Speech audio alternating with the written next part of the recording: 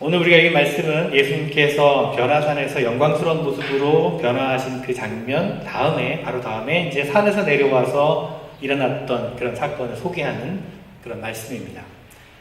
귀신 들린 아이를 이제 고치시는 장면의 말씀인데, 마태복음 17장에 보면 동일한 말씀이 나오는데, 마태복음에서는 이 아이가 간질병에 걸린 아이라고 그렇게 소개를 하고 있습니다. 오늘 본문의 말씀을 16세기 화가인 라파엘이 그림으로 그렸는데, 제가 전에 한번 보여드린 적이 있는 것 같은데, 변화산에서 있었던 사건과 그리고 이제 이어지는 오늘 말씀의 내용을 그림으로 이제 그린 겁니다. 그 제목이 영광스러운 변화와 간질병에 걸린 어린 소년이라는 제목인데요. 제가 보여드릴게요. 한 번쯤 선명하진 않아요. 보이시죠? 내용이? 위 그림은 윗부분과 아랫부분 두 부분으로 나누어져 있습니다. 자, 윗부분은 예수님께서 변화산에서 영광스러운 모습으로 변화하시는 그런 장면이 그려졌고요. 또 그걸 보면 좌우에 모세와 엘리야가 있고, 또 예수님의 모습이 빛나게 변화되어 가는 그런 모습을 예수님과 동행에 있던 베드로와 야고보와 요한 세 제자가 이제 밑에서 바라보고 있습니다. 그리고 그 그림의 절반 아랫부분을 보면요, 오른쪽에 한 무리들이 간질병에 걸린 아이를 데리고 와서 치료해 주기를 그런 바라는 표정으로 있고요. 왼쪽에는 변화산에 올라간 3명의 제자들을 제외한 나머지 9명의 제자들이 이 병에 걸린 아이를 대하는 그런 장면, 그 모습이 그려져 있습니다. 이 제자들의 표정에서는 뭔가 좀 당황한 듯한, 어떻게 해야지? 그런 표정을 우리가 느낄 수가 있습니다. 그렇습니다. 위쪽에는 하늘의 찬란한 영광으로 가득 찬 모습으로 변화되신 주님, 그리고 주님을 바라보신 3명의 제자들, 그리고 아래쪽에는 고통 가운데 있는 한 아이를 무력하게 대하고 있는 제자들의 모습이 그려져 있다는 거죠. 자, 이 그림 속에서 두 가지 대조적인 모습을 우리는 볼 수가 있습니다. 여러분, 이 그림 보면서 어떤 생각을 하셨습니까? 저는 이 그림 속에서, 그리고 오늘 말씀을 통해서 오늘날을 살아가고 있는 우리 신앙인들의 모습을 생각해 보았습니다. 우리 신앙인들은, 우리 그리스도인들은 어떤 의미에서는 하늘의 영광과 하늘의 능력을 바라보고 경험하고 누리는 그런 사람들입니다. 그러면서도 다른 한편으로는 인생의 길을 걸어가다가 만나게 되는 여러 가지 현실의 문제, 그 앞에서 때로는 무력함과 절망을 경험해야 되는 그런 딜레마를 가지고 살아가는 우리 인생입니다. 우리 신앙인의 모습입니다. 우리가 구원에 대한 확신이 있을 때, 또 우리가 성령의 충만함을 경험할 때, 또는 예배 가운데서 우리가 은혜를 경험할 때, 또는 우리가 기도하는 가운데, 찬양하는 가운데 뜨거운 성령의 임재하심을 경험할 때에 그로 인해서 나를 향하신 하나님의 사랑과 은혜가 넘치도록 채워질 때에, 이럴 때는 정말 하늘의 영광과 능력을 경험하는 순간이라고 할 수 있을 것입니다. 그러다가 어느 순간 이해할 수 없는 인생의 문제와 고통 앞에 서게 될 때가 있습니다. 그 고통이 나 자신의 고통일 때도 있고, 때로는 사랑하는 가족이나 또 친구들 혹은 성도들의 고통일 수도 있습니다.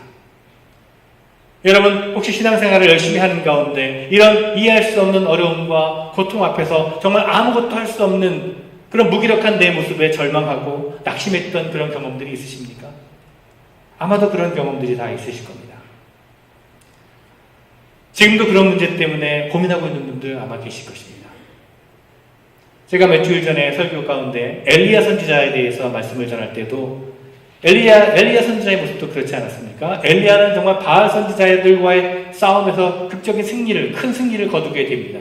그 승리를 통해서 영광과 능력을 경험하게 되었지요. 그러나 그 하루아침에 도망자의 신세가 되어서 고통 가운데 또 절망하고 좌절하는 그런 엘리야의 모습을 우리가 볼 수 있지 않았습니까? 참으로 아이러니하지만 이것이 우리 인생의 모습이라는 것입니다. 이것이 우리 신앙인들의 모습이라고 하는 것이죠. 오늘 우리가 읽은 말씀에 이런 비슷한 장면이 나옵니다. 오늘 말씀에 나오는 어린아이는 어릴 때부터 말 못하게 하는 귀신이 들려 있었다라고 말합니다. 헬라어 원문에 보면 날 때부터라고 그렇게 되어 있습니다. 우리는 여기서 한평생 정말 이해할 수 없는, 말할 수 없는 고통 때문에 아파하고 괴로워하고 때로는 부끄러워하고 절망해야 되는 한 인간의 슬픈 모습을 볼 수가 있습니다. 이 아이의 아버지는 자기의 사랑하는 아들을 어떻게든지 고쳐보려고 온갖 수단을 다 시도해 보았을 것입니다. 그러나 아무런 방법도 소용이 없었습니다. 그러다가 예수님에 관한 소문을 듣게 되었을 것입니다.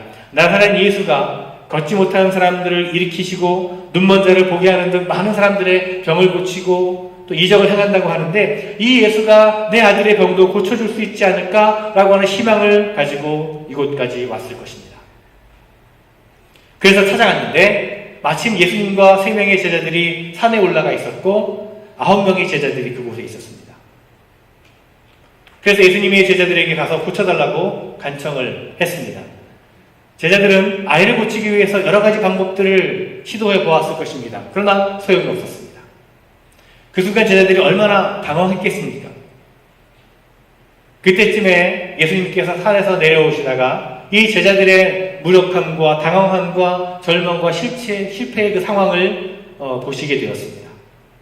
자, 오늘 본문의 말씀의 마지막 부분에서 제자들이 예수님께 굉장히 중요한 질문을 던집니다. 28절에 보면 집에 들어가시되 제자들이 조용히 묻자오되 우리는 어찌하여 능히 그 귀신을 쫓아내지 못하였나이까? 라고 말합니다. 무슨 말입니까? 아니 주님, 우리는 어째서 고칠 수가 없었습니까? 우리는 왜 아무것도 할 수가 없는 것이었습니까? 우리는 어째서 이 문제를 해결할 수가 없었습니까? 그런 말입니다. 결국 오늘 본문의 전체의 내용은 바로 이 질문에 대한 해답을 주고 있다고 볼 수가 있습니다. 그리고 그 대답은 간단히 말하면 2가지입니다. 믿음이 없다는 것, 그리고 믿음이 부족하다는 것입니다. 그곳에 모인 사람들을 바라보시면서 예수님께서 믿음이 없는 세대라고 말씀하십니다. 이 말씀은 오늘날을 살아가고 있는 우리에게도 마찬가지입니다. 지금 예수님께서 우리들에게 믿음을 잃어버렸다라고 지적하고 계신 겁니다. 그리고 예수님께서는 이 말씀을 통해서 절망을 희망으로 바꾸는 그 믿음에 대해서 말씀해 주고 계십니다. 우리 인생에 이해할 수 없는, 설명할 수 없는 고통과 어려움을 영광과 승리로, 능력으로 바꿀 수 있는 믿음 가운데로 우리를 불러주고 계신 것입니다. 이것이 오늘 본문이 전해주는 메시지입니다. 자, 여러분, 오늘 말씀 속에서 우리는 우리가 가져야 될 믿음, 우리가 살아가면서 만나는 여러 가지 문제와 고통과 아픔과 절망을 능히 이길 수 있는 이 믿음이 과연 어떤 믿음인가를 우리가 배울 수가 있습니다. 삶의 고통과 절망을 이길 수 있는 믿음, 그 믿음은 어떤 믿음입니까? 저는 우리가 가져야 될 믿음을 3가지로 말씀드리려고 합니다. 첫째로는 예수님에 대한 믿음입니다. 이 아버지가 귀신 들린 아들을 데리고 찾아갔던 대상이 지금 누구였습니까? 예수님의 제자들이었죠. 요즘식으로 말하자면 아이들 데리고 목회자나 혹은 기독교 상담가들의 찾아갔다고 할 수가 있을 것입니다. 예수님의 제자들이 이 아이의 문제를 해결해 줄 수 있지 않을까 하는 그런 기대와 그 희망을 가지고 제자들에게 와서 이 아버지가 도움을 청했습니다. 그런데 결과적으로는 제자들은 아무런 도움도 줄 수가 없었습니다. 그 문제를 해결할 수가 없었습니다. 혹시 여러분 이런 경험 해보신 적 있지 않습니까? 어떤 문제 때문에 너무 고통스러워하는 누군가가 있는데 그에게 교회 가면 돼, 교회 가세요, 신앙을 가지세요 라고 그렇게 조언을 해줍니다. 그래서 희망을 가지고 교회에 왔습니다. 열심히 예배도 드리고 기도도 했습니다. 매달리기도 했습니다. 목사님에게 통사정도 해보았습니다. 상담도 해보았습니다. 그런데도 그 모든 것이 아무런 도움도 되지 않는 상황이 있을 수 있습니다. 그렇다고 여러분 오해하지 마십시오. 목회자가 아무런 도움이 될 수 없다는 말을 드리는 것은 아닙니다. 단지 어떤 직책을 가진 사람을 찾아갔다는 것만으로, 그것만으로 그 문제가 해결되는 것은 아니다라고 하는 것입니다. 도움을 받을 수는 있겠지만 근본적인 해결은 되지 못한다는 것이죠. 또 예배나 집회나 기도회 같은 어떤 신앙의 형식을 갖춘 모임 가운데 내가 참여하고 있다는 것, 그것 자체만으로 어떤 문제가 해결되는 것은 아니라고 하는 것입니다. 마치 도로에 세워져 있는 안내 표지판과도 같습니다. 여러분 프리웨이 들어가시면 그 프리웨이가 어디까지 가는지 이렇게 그 목적지가 이렇게 적혀 있지 않습니까? 그 이름이 적혀 있다고 해서 그 방향, 그 표지판 자체가 그 목적이 되는 것은 아니지 않습니까? 방향만 알려줄 뿐이죠. 단지 그 방향으로 가면 된다는 안내 역할만 하는 것 뿐입니다. 표지판. 여러분 교회가 무엇입니까? 교회에 다닌다고 하루아침에 그 삶이 변화되는 것입니까? 예배에 참여하는 것만으로, 기도하는 것만으로 사람이 달라지나요? 변화되나요? 그렇지 않습니다. 궁극적으로는 예수님을 바라보고 예수님을 만나야 된다는 것입니다. 목회자의 설교나 어떤 기독교적인 상담이나 치료 같은 것이 계속해서 지시하고 가르치고 있는 대상은 누구입니까? 바로 예수님입니다. 예수님을 바라보아야 된다는 것입니다. 그런데 많은 사람들이 혼돈 가운데 있습니다. 어떤 신령하다라고 하는 유명한 목사님을 만났다고 해서 사람이 바뀌는 것이 아닙니다. 유명한 교회, 큰 교회 다닌다고 해서 온전하게 변화되는 것이 아닙니다. 예수님을 바라보고 예수님을 만나야 된다는 것입니다. 제가 예전에 성경 공부를 인도하다 보니까 아무리 성경 공부 열심히 참여하고 훈련을 받아도 변화되지 않는 사람이 있습니다. 그런가 하면 어느 날 바뀌어지는 사람들이 있습니다. 그런 분들 보면 얼마나 큰 보람과 기쁨을 느끼는지 모릅니다. 그런데 어떤 사람은 교회에서 10년, 20년 이상 신앙생활을 해도 절대 변하지 않는 사람들이 있습니다. 왜 그렇습니까? 예수님을 만나지 않았기 때문에 그렇습니다. 예수님을 바라보지 않기 때문입니다. 너무나 기본적인 것 같지만 우리가 그것을 잊고 살아갈 때가 얼마나 많이 있는지 모릅니다. 오늘 본문에 나오는 제자들의 모습, 또 이 어린아이를 안고 있는 아버지의 안타까운 모습을 여러분 한번 보십시오. 이 아버지는 예수님의 제자들에게서 어떤 능력을 아마 기대했을 것입니다. 예수님의 제자들이니까. 다른 제자들도 아니고 예수님의 제자들이니까. 능력을 행하시는 예수님의 제자들이니까 그 선생의 그 제자가 아니겠는가? 그러니 내 아들도 고칠 수 있지 않을까? 라고 하는 그런 기대가 이 아버지에게 있었을 겁니다. 그러나 결국 제자들에게서는 아무런 도움도 얻을 수가 없었습니다. 그들은 결국 예수님을 만날 때까지 기다려야만 했습니다. 이제 예수님께서 그 현장에 이르러서 상황 설명을 듣자마자 뭐라고 말씀하십니까? 아이를 내게로 데려오너라. 아이를 내게 데려와라. 그래서 귀신 들린 아이를 예수님 앞으로 데려왔습니다. 바로 그 순간이 변화의 역사가 일어나는 순간이라는 겁니다. 예수님께 데려올 때, 예수님 앞으로 나올 때, 예수님을 만날 때 역사가 이루어지는 것입니다. 단순히 교회에 나오는 것이 아니라, 단순히 목회자에게 문제를 가져오는 것이 아니라 예수님을 바라보아야 합니다. 예수님 앞에 나와야 하는 것입니다. 그래야 해결함을 얻게 되는 것입니다. 그래야 변화의 역사가 일어나게 되는 것입니다. 어떻습니까, 여러분? 여러분 정말 예수님을 바라보고 계십니까? 예수님 앞으로 나오십니까?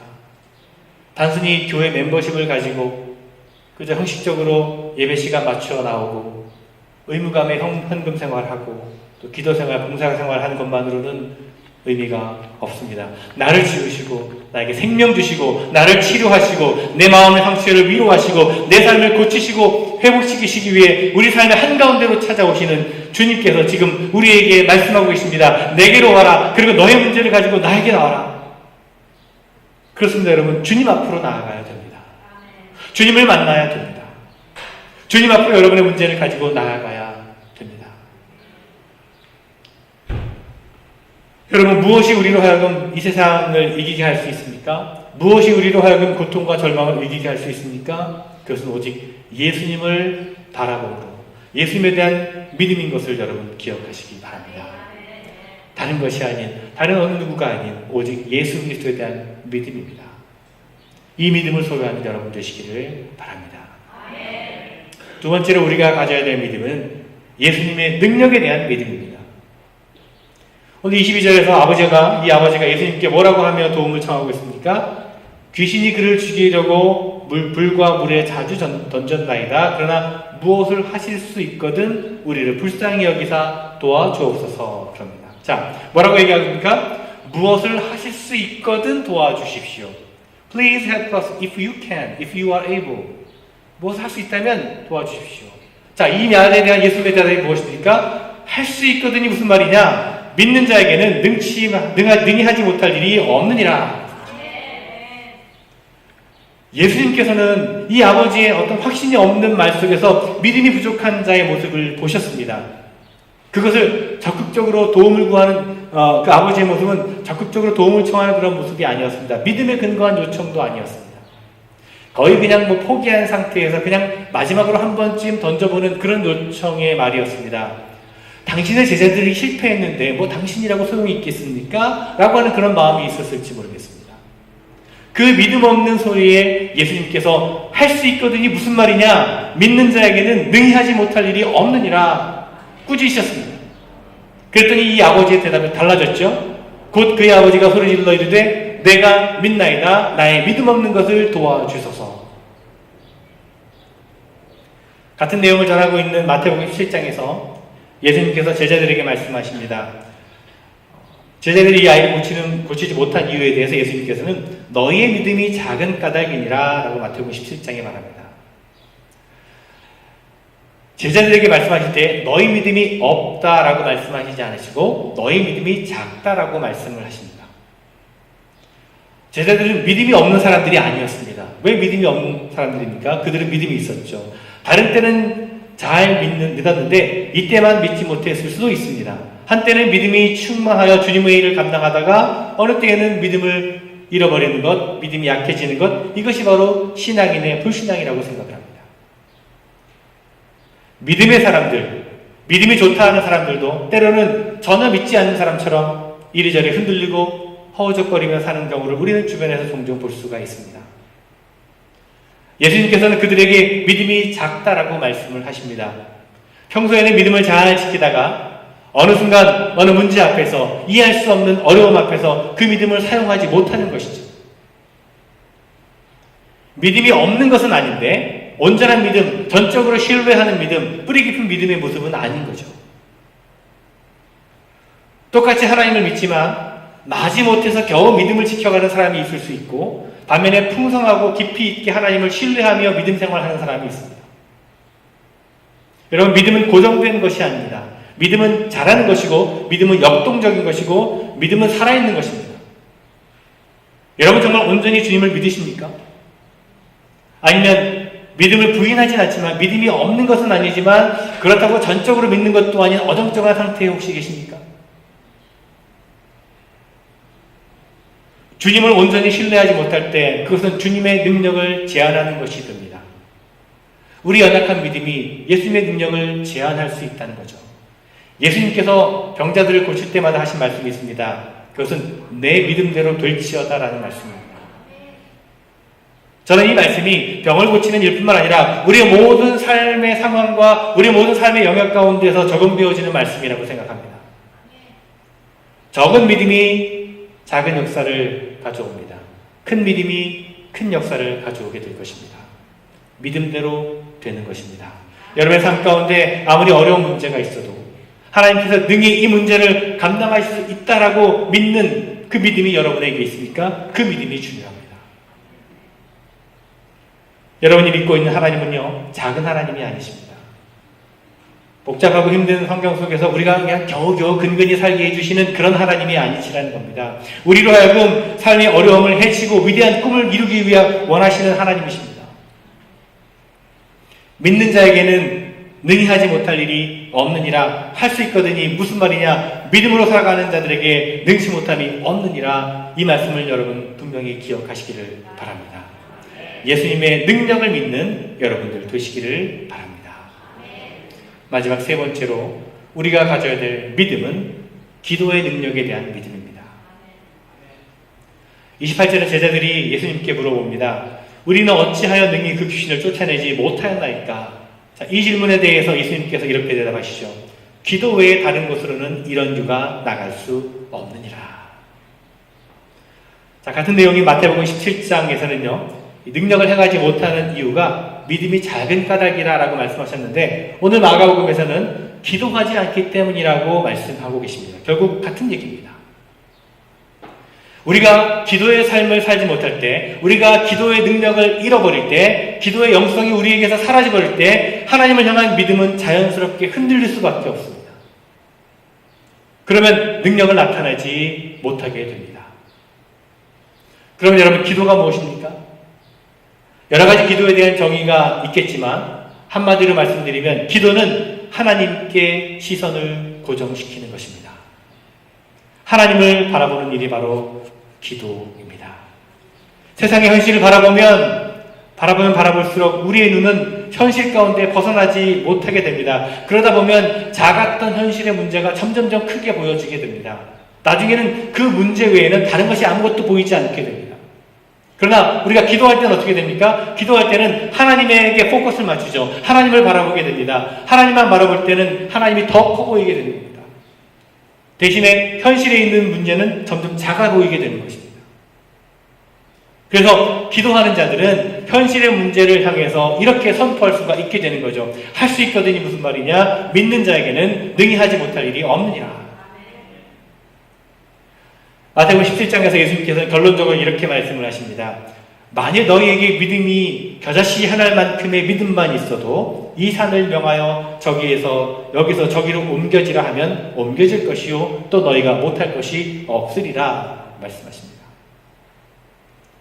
예수님께서는 지금 병 고치시는 것만 보여주시는 것이 아닙니다. 능력 있는 삶의 원리가 무엇인지에 대해서 우리에게 말씀해 주고 계신 겁니다.